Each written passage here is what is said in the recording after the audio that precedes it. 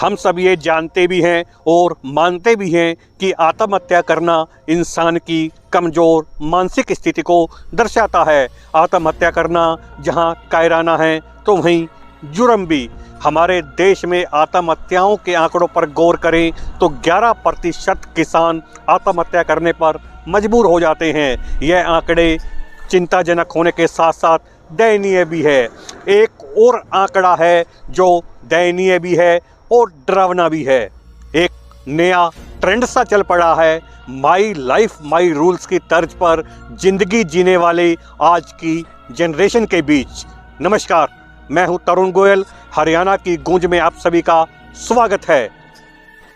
माँ बाप के लिए बहुत मुश्किल होता है अपने बच्चों को यह समझा पाना कि उनके लिए क्या अच्छा है और क्या बुरा, खास करके तब जब बच्चे टीनेज में हो।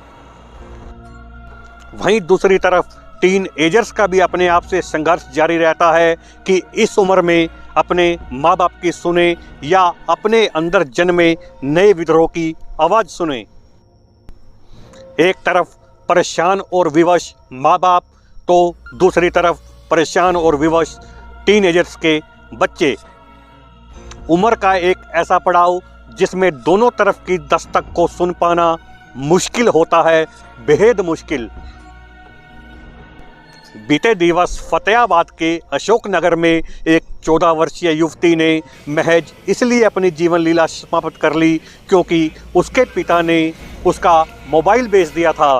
खबर के मुताबिक पिता ने अपनी बेटी को ऑनलाइन क्लासेस लगाने के लिए मोबाइल खरीद कर दिया था। घर में 3 बेटियां थी। पिता को मालूम चला कि बेटी मोबाइल पर पढ़ाई न करके बल्कि वीडियो बनाती है तो पिता ने मोबाइल बेच दिया। बस पिता की यही हरकत नौजवान बेटी को नागवार गुजरी और उसने कमरे में फांसी लगाकर अपनी जीवन लीला समाप्त कर ली।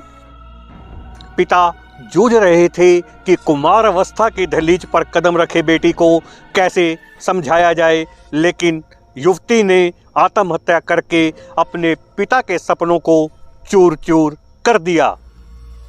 बच्चे बागी हो जाए या घर से भाग जाए तो भी जिम्मेवार माँ बाप अपने बच्चों को उनके हाल पर तो नहीं छोड़ सकते ना। यह उम्र ही ऐसी है कि माँ बाप चाहकर भी अपने टीन एज के बच्चों को वह नहीं समझा सकते हैं जो वह समझाना चाहते हैं, और बच्चे वह समझ नहीं सकते हैं जो उनके माता पिता समझाना चाहते हैं। और नतीजा यह रहता है कि घर में से किसी शख्स की जान देकर घर के सपने चूर चूर हो जाते हैं।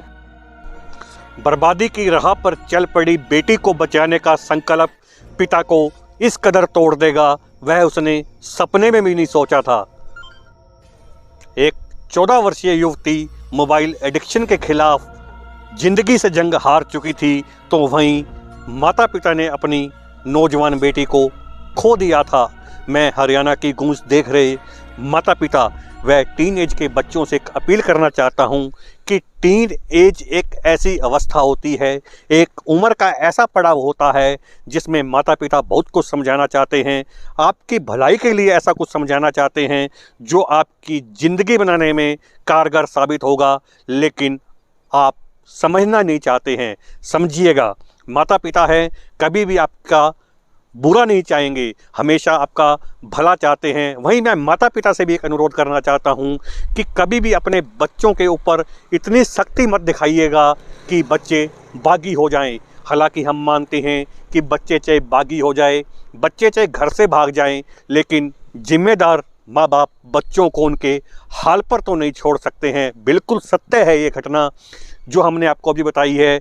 बीते दिवस फतेहाबाद के अंदर एक युवती, 14 वर्षीय युवती ने मात्र इसलिए फांसी लगाकर आत्महत्या कर ली क्योंकि उसके पिता ने मोबाइल बेच दिया था। उसके पिता ने मोबाइल इसलिए दिलवाया था कि कोरोना काल में जो ट्रेंड शुरू हुआ था ऑनलाइन क्लासेज का, वह उसकी बच्ची ऑनलाइन क्लासेस लगा सके जिससे वह भविष्य सुधार सके। लेकिन बेटी वीडियो बनाने लग गई थी। पिता को जैसे ही इसका आभास हुआ, पिता ने मोबाइल बेच दिया और बच्ची को पिता की यह हरकत नागवार गुजरी और उसने घर में फांसी लगाकर आत्महत्या कर ली।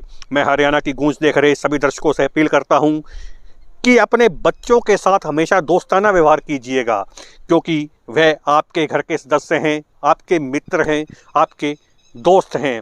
यदि माँ बाप और बच्चों के बीच खाई खत्म हो जाए तो बहुत से घरों को उजड़ने से बचाया जा सकता है। कैमरामैन मोनू जांगड़ा के साथ तरुण गोयल, फतेहाबाद, हरियाणा की गूंज।